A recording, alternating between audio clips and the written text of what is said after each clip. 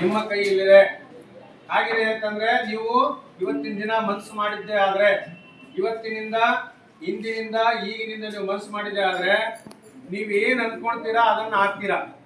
ನೀವು ಮನಸ್ಸು ಮಾಡಿದ್ರೆ DC ಆಗ್ಬೋದು, ಮನಸ್ಸು ಮಾಡಿದ್ರೆ SP ಆಗ್ಬೋದು, ಮನಸ್ಸು ಮಾಡಿದ್ರೆ DSP ಆಗ್ಬೋದು, ಮನಸ್ಸು ಮಾಡಿದ್ರೆ ಶಿಕ್ಷಕರಾಗ್ಬೋದು, ಮನಸ್ಸು ಮಾಡಿದ್ರೆ ರಾಜಕೀಯ ವ್ಯಕ್ತಿಗಳಾಗ್ಬೋದು, ಮನಸ್ಸು ಮಾಡಿದ್ರೆ ದೊಡ್ಡ ಉದ್ಯೋಗದ ಉದ್ಯಮಿಗಳಾಗ್ಬೋದು.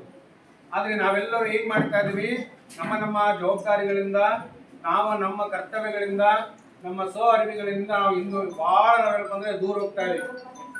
ನಾವ್ ಏನನ್ನ ಕೇಳಬೇಕು ಅದು ಕೇಳ್ತಾ ಇಲ್ಲ, ನಾವೇನನ್ನ ನೋಡ್ಬೇಕು ಅದು ನೋಡ್ತಾ ಇಲ್ಲ, ನಾವೇನ್ ಮಾಡ್ಬೇಕಾಗಿದೆ ಅದು ಮಾಡ್ತಾ ಇಲ್ಲ. ಹಂಗಂದ್ರೆ ಹೆಂಗೆ? ಹಾಗಾದ್ರೆ ಏನು ನೋಡಿ, ನೀವೆಲ್ಲ ವಿದ್ಯಾರ್ಥಿಗಳು, ನಿಮ್ಮ ಕೆಲಸ ಏನಿದೆ? ಶಿಕ್ಷಕರು ಹೇಳ್ತಕ್ಕಂತ ಪಾಠವನ್ನು ಸರಿಯಾಗಿ ಕೇಳಿಸೋದಿಲ್ವೋ, ತಿಳಿಯೋದಿಲ್ವೋ ಗೊತ್ತಿಲ್ಲ. ಅದನ್ನು ಕೇಳುವ ಸ್ಥಾನದಲ್ಲಿ ನೀವೇನಿದ್ರಿ?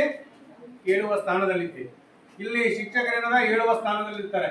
ಅದನ್ನು ನೀವು ಸರಿಯಾದ ರೀತಿಯಲ್ಲಿ ಆಲಿಸ್ಬೇಕು, ಮತ್ತೆ ನಂತರ ಕೇಳಬೇಕು ಅವರನ್ನು. ಅಂದಾಗ ಮಾತ್ರ ನಿಮಗೆ ತಿಳಿಯುತ್ತೆ. ಅದನ್ನು ಏನೇನು ನೋಡ್ಬೇಕಂತ ಹೇಳಿದೆ ನಾನು. ಏನ್ ನೋಡ್ಬೇಕಾಗಿದೆ ಅದನ್ನು ನೋಡೋದಿಲ್ಲ ನಾವು. ಏನೇನು ನೋಡ್ಬೇಕು?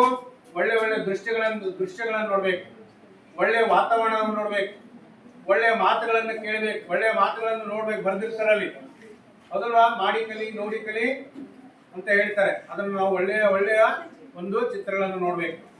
ಅದಾದ್ಮೇಲೆ ಒಳ್ಳೆಯ ಕೆಲಸವನ್ನು ಮಾಡ್ಬೇಕು. ಕೆಲಸ ಅಂದ್ರೆ ಏನು?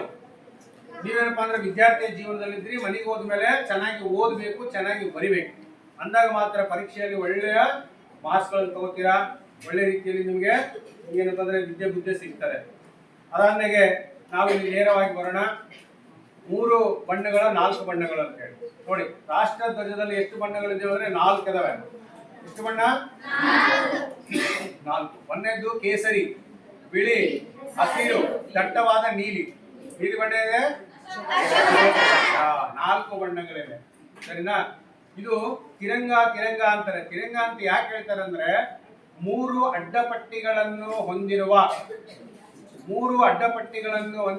3 ಬಣ್ಣಗಳಲ್ಲಿ 3 ಅಡ್ಡಪಟ್ಟಿ ಹೊಂದಿರತಕ್ಕಂತ ಒಂದು ಧ್ವಜಕ್ಕೆ ತಿರಂಗ ಅಂತ ಹೇಳ್ತೀವಿ. ಅದ್ರ ಸಲ ನಾವೇ ಮಾಡಿ ತಿರಂಗ ಅಂದ್ರೆ 3 ಬಣ್ಣ ಅಂತ ತಿಳ್ಕೊಂಡಿದ್ವಿ. ಆದ್ರೆ ಬಣ್ಣಗಳೆಷ್ಟು?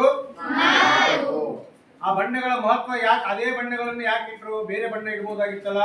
ಅದರ ಬಣ್ಣದ ಮಹತ್ವ ಏನಿದೆ? ಕೇಸರಿ ಏನ್ ಹೇಳ್ಕೊಡ್ತದೆ? ಕೇಸರಿ ಹೇಳ್ತದೆ, ಕರೆಕ್ಟ್ ಇದೆ, ಶೌರ್ಯ. ಮತ್ತೆ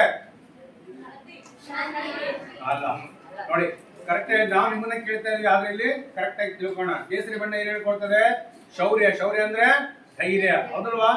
ಎರಡನೇದ ಅರ್ಥ ಏನ್ ಹೇಳ್ಕೊಡ್ತದೆ? ತ್ಯಾಗ ಅಂದ್ರೆ ಸಮಯ ಬಂದಾಗ ನಮ್ಮ ಪ್ರಾಣವನ್ನಾದ್ರೂ ಕೊಡ್ಬೇಕಾಗ್ತದೆ, ನಮ್ಮ ರಕ್ತವನ್ನಾದ್ರೂ ಕೊಡ್ಬೇಕಾಗ್ತದೆ. ಯಾವುದು? ದೇಶಕ್ಕೆ. ನೀವು ಕೆಲವೊಂದು ಪಿಕ್ಚರ್ಗಳಲ್ಲಿ ಮತ್ತು ಪತ್ರಿಕೆಗಳಲ್ಲಿ ಕೇಳಿರ್ಬೋದು, ಗಡಿ ಕಾಯ್ತಕ್ಕಂಥ ಸೈನಿಕರು ಏನಪ್ಪಾ ಅಂದ್ರೆ ತಮ್ಮ ಜೀವನದ ಹಂಗನ್ನು ತೊರೆದಲ್ಲಿ ಕೆಲಸ ಕಾರ್ಯಗಳನ್ನು ಮಾಡ್ತಾ ಇರ್ತಾರೆ. ಅದರ ಒಂದು ಪ್ರತೀಕವಾಗಿ ಏನಪ್ಪಾ ಅಂದ್ರೆ ಕೇಸರಿ ಬಣ್ಣವನ್ನು ಇಟ್ಟರು. ಎರಡನೇದೇನಪ್ಪಾ ಅಂದ್ರೆ ಬಿಳಿ ಬಣ್ಣ ಇದೆ. ಬಿಳಿ ಬಣ್ಣ ಏನ್ ಹೇಳ್ಕೊಡ್ತದೆ? ಶಾಂತಿ. ಮತ್ತೆ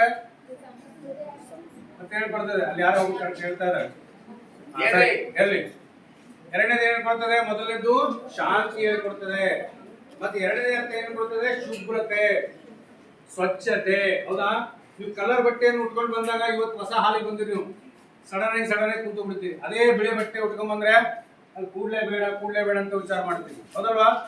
ನೋಡಿ, ಬಿಳಿ ಬಟ್ಟೆ ಇದ್ದಾಗ ಏನ್ ಮಾಡ್ತೀವಿ? ಬಹಳ ಶುಭ್ರತೆಯನ್ನು ಕಾಪಾಡ್ಕೊಳ್ತೀವಿ ನಾವು. ಅದೇ ಕಲರ್ ಬಟ್ಟೆ ಆದ್ರೆ ಅದು ಹೇಗೆ ಇದೆ, ಧೂಳಿರ್ಲಿ ಏನಿರ್ಲಿ ಕೂತು ಬಿಡ್ತೀವಿ, ಹೌದಲ್ವಾ?